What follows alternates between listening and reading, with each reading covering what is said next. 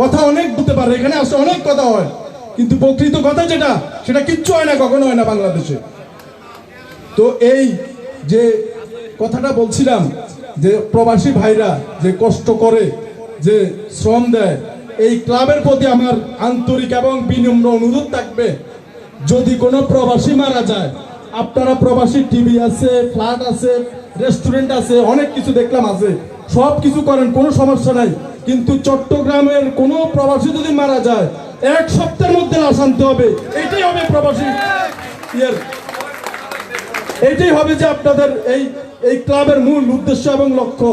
কোনো প্রবাসী যাতে, আমার কাছে অনেক প্রবাসী ফোন করে, প্রতিদিনে মোবাইল সাইলেন্ট করে রাখি, 1000 কলের মধ্যে 800 কল আসে প্রবাসী ভাইদের, মন থেকে ভালোবাসে। কেউ ক্যান্সারে আক্রান্ত, কেউ ওইখানে গিয়ে, আমার মা বোন ওইখানে গিয়ে বিক্রি হয়ে গেছে, অথবা কেউ টাকার জন্য এমন বিপদে পড়ছে দেশে আসতে পারছে না, আর মারা গেলে তো কথাই নেই, ওইখানেই শেষ।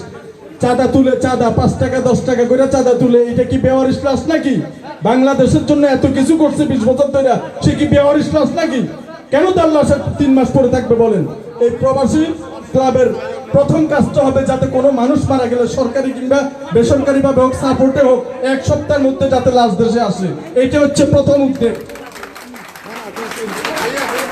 আর সেই সাথে যারা প্রবাসী আছেন, ওনারা যখন বাংলাদেশে আসে তখন সব ক্লাব, রেস্টুরেন্ট, সব জায়গা থেকে একসাথে ওনাকে চা খাইতে ধরে, এই তুমি আসছো, তুমি সব বিল দিবে। উনি কি জাতিসংঘের প্রেসিডেন্ট আসছে নাকি যে উনি সব বিল দিবে?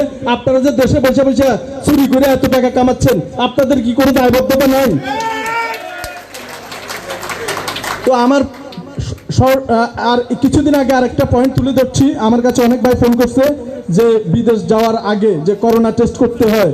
আমাদের যে এই আন্দরকিল্লা জেনারেল হাসপাতাল, ওইখানে প্রবাসী ভাইরা যে লাইন ধরছে, মনে হচ্ছে যে মানে ওই ফকির মেসকিনকে সিঁড়ি দিচ্ছে, লম্বা সিরিয়ালে লাইন ধরে বসে আছে। এই ধরনের কার্যক্রম যাতে না হয়, ওনাদের জন্য আলাদা ডেস্কের ব্যবস্থা থাকে, এবং প্রবাসী ভাইরা বাংলাদেশের যে কোনো থানায় কিংবা হাসপাতাল কিংবা সরকারি যে কোনো সুযোগ সুবিধার ক্ষেত্রে ওনাদের যাতে আলাদাভাবে একটা ডেস্ক রাখা হয়, এটা আমরাই তৈরি করতে হবে। সব কিছু তো সরকারের উপর চাপা দিলে হবে না, আমাদের মানসিকতা চেঞ্জ করতে হবে। আমরা যাতে ওনাদের প্রত্যেকটা পদক্ষেপে আলাদাভাবে ওনাদেরকে সম্মানের চোখে দেখি।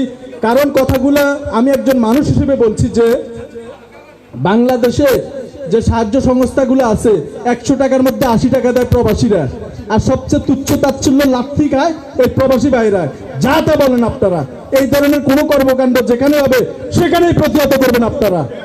এবং সেই সাথে প্রবাসী ভাইরা যাতে সব ধরনের সুযোগ সুবিধা পায়, ইনশাল্লাহ আমরা সবাই সেদিকে সচেষ্ট থাকব।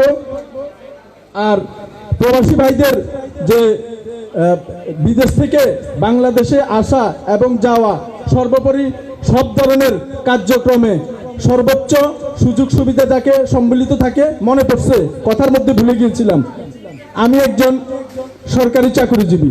বাংলাদেশে সেনাবাহিনী, নৌবাহিনী, বিমান বাহিনী কিংবা বাংলাদেশ পুলিশ যে কোনো সদস্য যখন বিদেশের মাটিতে কর্মরত থাকে, 1 বছরে যায়, দেশের সম্মান রক্ষার্থে যায়, কিন্তু ওনারও একটা বেনিফিট থাকে, উনিও একটা মোটা অঙ্ক সরকার থেকে পাচ্ছে। উনি যদি মারা যায় 1 বছরের মধ্যে, কোনো সেনা সদস্য যদি মারা যায়, জাতীয় পতাকায় লাশটাকে পেঁচিয়ে সুন্দরভাবে রাষ্ট্রীয় মর্যাদায় দেশে এনে রাষ্ট্রীয় মর্যাদায় দাফন করা হয়। কিন্তু আমাদের প্রবাসী ভাইরা মারা গেলে তো 3 মাসেও কোনো খবর থাকে না, থাকতে দূরের কথা রাষ্ট্রীয় মর্যাদা কিংবা রাষ্ট্রীয়, সে তো 20 বছর ধরে বিদেশে আছে। আমার একদিন, আমি 1 বছরের জন্য বিদেশ গেছি, বাংলাদেশ সরকার, বাংলাদেশ পুলিশ থেকে শান্তিরক্ষী মিশনে। সেখানে 1 বছরের মধ্যে আমার মনে হচ্ছে যে 100 বছর পার করছি। আমার বাচ্চার কথা মনে পড়ে, আমার মায়ের কথা মনে পড়ে, কবে যাব, একদিন করে গুনছি কবে দিন শেষ হবে। কিন্তু যেই লোকটা 20 বছর ধরে বিদেশে পড়ে আছে, আদরের সন্তানকে দেখতে পাচ্ছে না, কোলে নিতে পাচ্ছে না, মা মারা যাচ্ছে, বাবা মারা যাচ্ছে, কাউকে দেখতে পাচ্ছে না। সে তার সারা জীবনটা 20 বছর কম না, কিন্তু 20 বছর যাবজ্জীবন জেল হচ্ছে 12 বছর। সে 20 বছর যে এই জেলের চেয়ে বেশি খাইতে আসছে, তাকে আমরা কি দিছি বলেন? অথচ দুঃখ লাগে, এই করোনার সময়ে কিছু কুলাঙ্গারের বাচ্চা বলে গেছিল যে প্রবাসী এই চায়ের দোকানে ঢুকে নিষেধ। আমার সামনে যদি সে পড়তো, আল্লাহ জানে আমি কি করতাম। কিন্তু এরকম যাতে বাংলাদেশে না হয়, আমরা সব সময় এই ধরনের কার্যকলাপকে ঘৃণা করব। প্রবাসী ভাইরা যাতে যে কষ্ট করে আসছে ওনাদেরকে অন্তত কিছু না করতে পারি। আজ থেকে আমাদের ওয়াদা করতে হবে যে বিদেশ থেকে আসার পর প্রবাসীরা চা খাওয়াবে না, চা খাওয়াবো আমরা। যে 20 বছর পর যে প্রবাসী বাংলাদেশে আসবে তাকে বিশেষ সম্মাননা দেওয়া প্রয়োজন। সেটা যদি সরকারিভাবে না হয় অন্তত বেসরকারিভাবে আপনাদের পক্ষ থেকে হলেও দিবেন। আমার এটা অনুরোধ রইল যে কমপক্ষে 10 বছরের উপরে যদি কেউ বিদেশ থেকে বাংলাদেশে আসে তাকে যাতে একটা ভালো সম্মাননা দেওয়া হয় অন্তত এই ক্লাব থেকে। প্রবাসী ভাইদের সকল অধিকার সংরক্ষিত থাকুক, তাদের সকল অধিকার যাতে সুষ্ঠুভাবে আদায় হয় এই কামনাই করছি। ধন্যবাদ সবাইকে। মানবিক পুলিশ ইউনিট সিএমপির পক্ষ থেকে আসসালামু আলাইকুম। আমাদের মাঝে উপস্থিত হয়েছেন চৌধুরী হাসরাত মাহমুদ হাসনি, সাবেক panel mayor Chittagong city corporation, সাংগঠনিক সম্পাদক আওয়ামী লীগ চট্টগ্রাম। আমাদের এই প্রবাসী ক্লাবের উদ্যোগেই অনেক সেবার, আলহামদুলিল্লাহ অনেক সেবার আমাদের প্রস্তুতি আছে এবং অনেক সেবা করার আমাদের নিয়ত আছে। এখানের মধ্যে অনেকগুলো সেবা আমাদের চালু হয়ে গেছে। সেখান থেকে এই যে স্যার বললেন বিদেশ থেকে 1 সপ্তাহের মধ্যে লাশ আনার, আমরা আলহামদুলিল্লাহ ওই কাজটাও সম্পন্ন করেছি।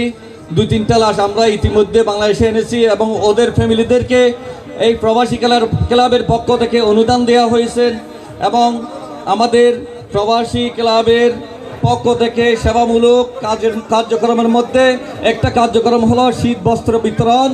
শীত বস্ত্র বিতরণের মধ্যে থেকে একটা অংশ আমাদের প্রবাসী ক্লাবের পক্ষ থেকে স্যারের হাতের মাধ্যমে 100টা কম্বল প্রবাসী ক্লাবের পক্ষ থেকে স্যারকে দেওয়া হচ্ছে। স্যার ওনার পক্ষ থেকে ওনার চয়েসেবল জায়গায় এগুলো বিতরণ করবেন, এইগুলো দিবেন আমাদের মাননীয় চেয়ারম্যান মহোদয়, এই প্রবাসী ক্লাবের প্রতিষ্ঠাতা চেয়ারম্যান জনাব Khandakar M A Helal CIP সাহেব।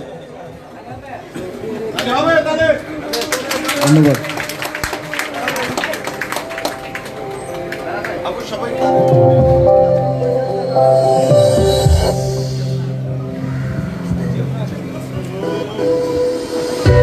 প্রিয় সুহৃদ, প্রবাস মানে স্বাধীনতা, পরের হাতে বন্দি। প্রবাস মানে কাজের সাথে জীবনের এক সন্ধি। সবাইকে করতালি দেওয়ার জন্য অনুরোধ জানাচ্ছি। ধন্যবাদ সবাইকে। যারা এখানে দাঁড়িয়ে ভিড় করছেন আপনাদেরকে আমি অনুরোধ জানাচ্ছি, আপনারা পেছনে অসংখ্য বসার জায়গা আছে, আপনারা দয়া করে আপনারা আসন গ্রহণ করুন। এইভাবে